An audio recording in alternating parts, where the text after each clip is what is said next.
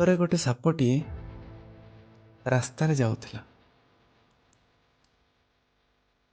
ଯାଉଥିବା ବେଳେ ରାସ୍ତାରେ ପଡ଼ିଥିବା ଏକ କରତରେ ତା ଦେହ ଆଘାତ ହେଲା। ସେ ରାଗିଗଲା। ସେ କରତକୁ କାମୁଡ଼ିବାକୁ ଲାଗିଲା। ଯେତେ କାମୁଡ଼ିଲେ ବି ସେ କରତର କିଛି ହେଉନଥାଏ। ସେଇଟା ଦେଖିଲା ପରେ ସେ ପୁଣି ଜୋରରେ ରାଗିଗଲା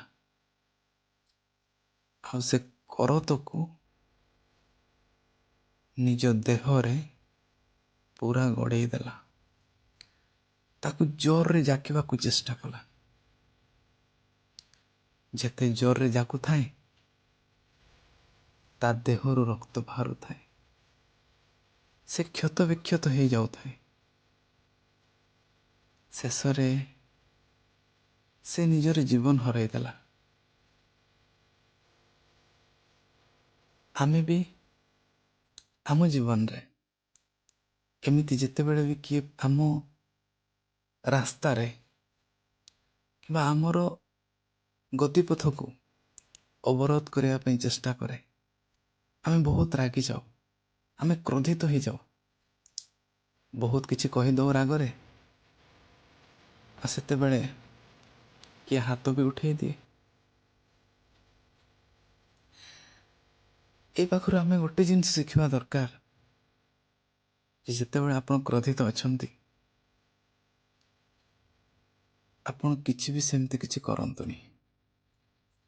କ'ଣ ପାଇଁ ନା ଆପଣ କ୍ରୋଧରେ ନେଇଥିବା କିଛି ବି କାମ, କିଛି ବି ଆପଣ ଆକ୍ସନ୍ ନିଅନ୍ତୁ, ସେଥିରେ ଆପଣଙ୍କର ହିଁ ଅନିଷ୍ଟ ହେବ।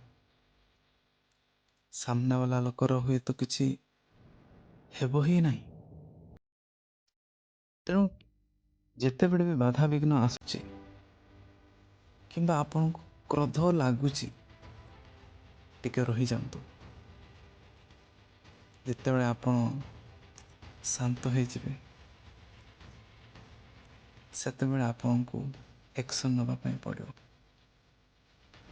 କ୍ରୋଧିତ ସମୟରେ ନୁହେଁ, ନହେଲେ